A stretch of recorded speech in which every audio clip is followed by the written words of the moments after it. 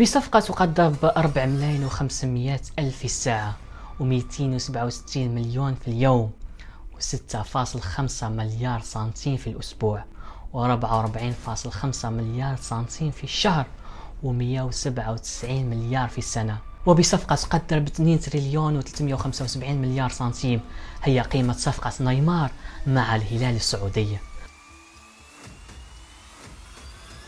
الصفقة الخيالية في الدوري السعودي تثير الإعجاب والإعجاز بسبب المكافآت العالية، لكن نادي الهلال السعودي الذي يمتلك استراتيجية واستثمارات كبيرة خارجة عن المال العام وصندوق الاستثمار السعودي كسب الصفقة بصفة كبيرة وصفة خيالية.